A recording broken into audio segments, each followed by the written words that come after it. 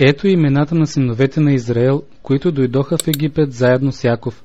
Всеки дойде със семейството си: Рувим, Симеон, Леви и Юда, Исахар, Заволон и Вениамин, Дан и Нефталим, Гад и Асир. Всички, които излязоха от чреслата на Яков, бяха 70 души, а Йосиф вече беше в Египет.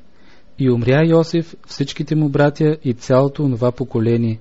А потомците на Израел се наплодиха и размножиха, увеличиха се и толкова много се заселиха, че египетската страна се изпълни с тях. Тогава над Египет се възцари нов цар, който не познаваше Йосиф. Той каза на народа си: вижте, този народ, израелтяните, са по-многобройни и по-силни от нас. Нека постъпим предвидливо спрямо тях, за да не се размножават, да не би в случай на война да се присъединят и те към неприятелите ни, да воюват против нас и да си отидат от земята ни. Затова поставиха над тях разпоредници, които да ги измъчват с тежък труд. И те съградиха на фараон Питом и Рамзес, градове за житници.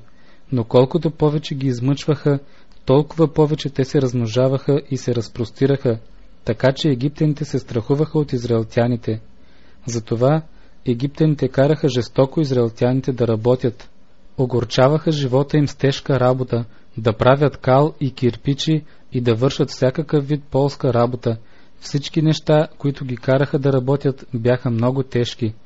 При това египетският цар заповяда на еврейските баби, от които едната се наричаше Шифра, а другата Фуа, като каза: когато бабувате на еврейките и видите, че раждат, ако родят син, убивайте го, но ако родят дъщеря, тогава нека живее. Но бабите се боеха от Бога и не правиха каквото им заповяда египетският цар, а оставяха живи мъжките деца. Тогава египетският цар повика бабите и им каза: защо оставяте живи мъжките деца?